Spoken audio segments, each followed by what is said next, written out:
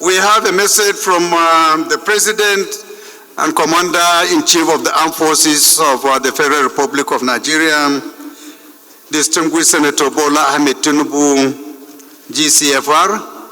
His message reads as follows. Say, Right Honorable Speaker, Gazette of State of Emergency Proclamation 2025, River State.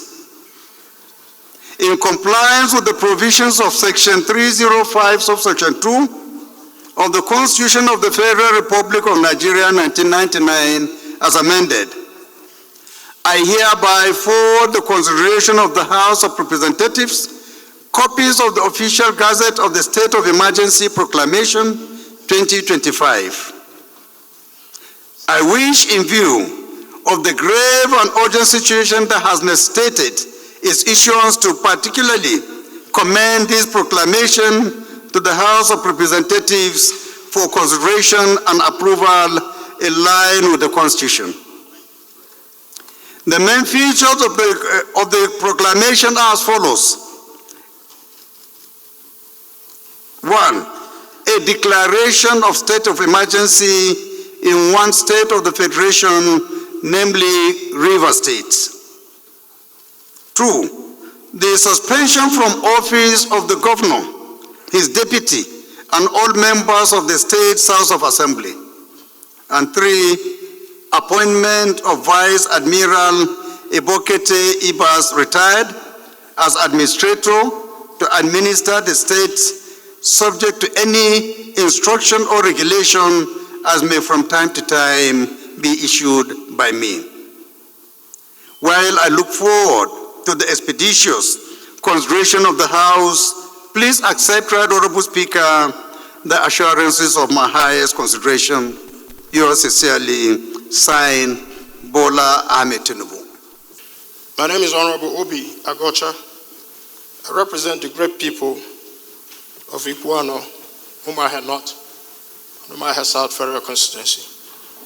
Mr. Speaker, since the President's letter concerns proclamation, Mr. Speaker, the constitutional procedures that must be followed as enshrined in Section 305, subsection 6B, that says for us to consider this President's request that this House must have two-thirds of members present. Mr. Speaker, may I please ask... We already have our attendance registers, Honorable colleague, Mr. and we will rely on that to ensure. Mr. Speaker, this is a constitutional... Yes, Can we do a head count, Mr. Speaker? We ascertain that we have a quorum. Yes. We ascertain that we have... Yes. Our attendance register will guide us accordingly, Honorable. Please. Sir, our attendance registers will guide us accordingly. Members are still signing, and at the end of the day, we'll take attendance. Mr. Speaker, can that be made available now for the members to know whether we have formed a quorum? Whether we have formed a quorum, Mr. Speaker, as enshrined in the Constitution, Mr. Speaker, so that our deliberations are not going to be deliberations based on illegality. It is noted, Honorable. Please, you can sit down. Sit down, please. Your point of order is noted. The issue we are debating right now in second reading is a constitutional matter, and Constitution has prescribed what to do, Mr. Speaker. It is in the integrity and interest of this House, Mr. Speaker, for you to announce the quorum as we are seated, so that Nigerians will know that we are not circumventing the Constitution. So, Mr. Speaker, honorable colleagues, this is not about either supporting or opposing what Mr. President has said, but because of your impeccable leadership, the kind of leadership you have given to us in this House, and the kind of leadership that Nigerians have come to believe in, Mr. Speaker, it is good enough, and I urge you that we comply strictly with the Constitution by first transparently announcing the quorum as it is now for us to go into this debate.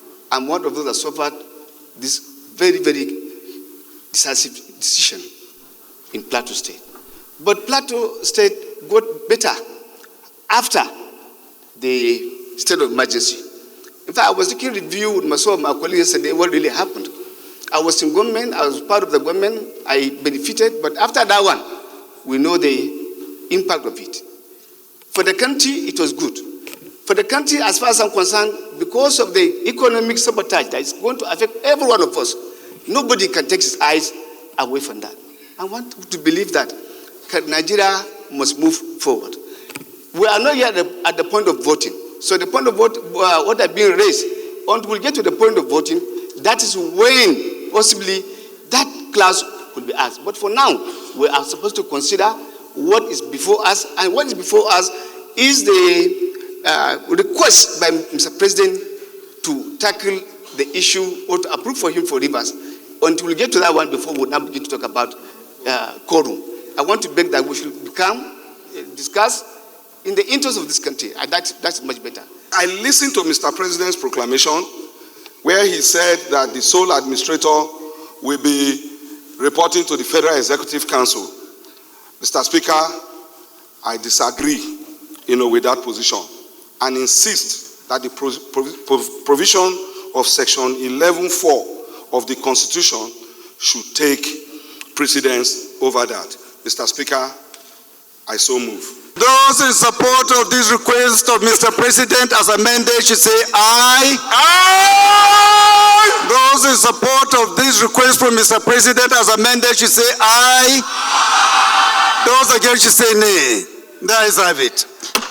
Thank you very much. Clerk.